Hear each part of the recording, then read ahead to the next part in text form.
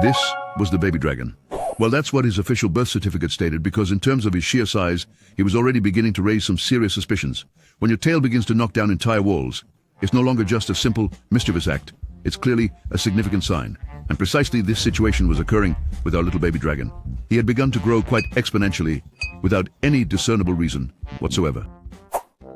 Hey there, little one. Have you always been this tall? The king didn't want to say it, but no one called him baby out of affection anymore. Dad, when the baby breaks real furniture, it's not funny anymore.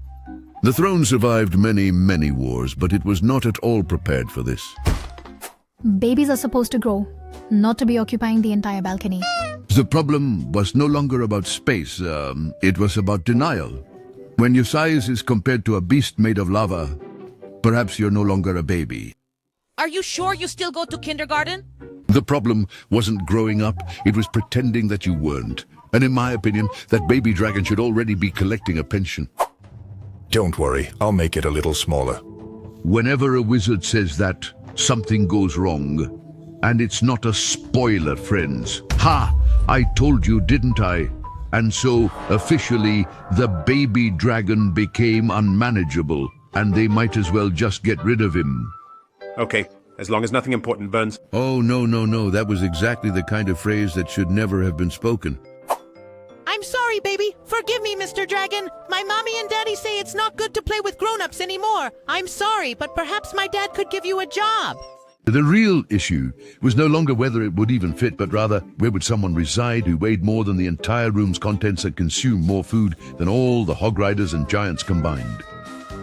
My job is controlling the dead, not these giant daycares. Not even magic had a solution for this. The good thing is that skeletons don't feel anything anymore, or do they? And what if we move it to another realm? Oh no, this fellow is already quite damaged from so many battles.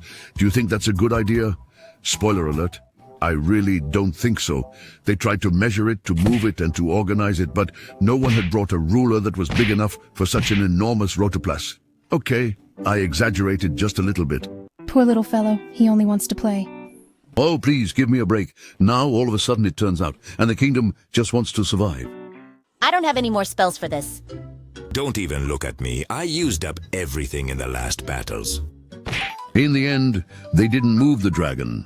They moved everything else, and that's because there was no budget left for cranes.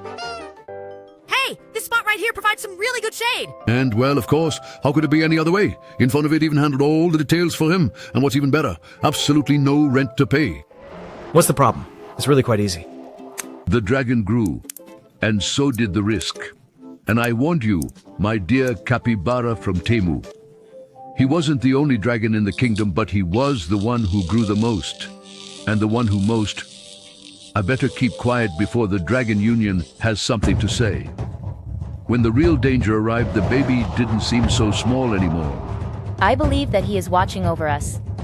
And no one actually asked her to do any of that, Mom. That's really good for the dragon. Perhaps it was never the actual issue at all. Oh no, my dear capybara. He just grew faster than everyone else. Clearly, the kingdom was never the same again. But he learned that if they didn't pay their rent, they could simply vanish in a matter of seconds. Just kidding. It's a joke. It's a joke. Wingardium Leviosa. Wingardium Leviosa. Man, I still can't make it shrink, my friend. Calm down, cousin. No one wants to do it anymore. Sometimes growing too much just means you've found your place. Let's hope it doesn't get any bigger. Well, friends, we'll see you next time for another story from my dear Rotoplas and friend, Baby Dragon.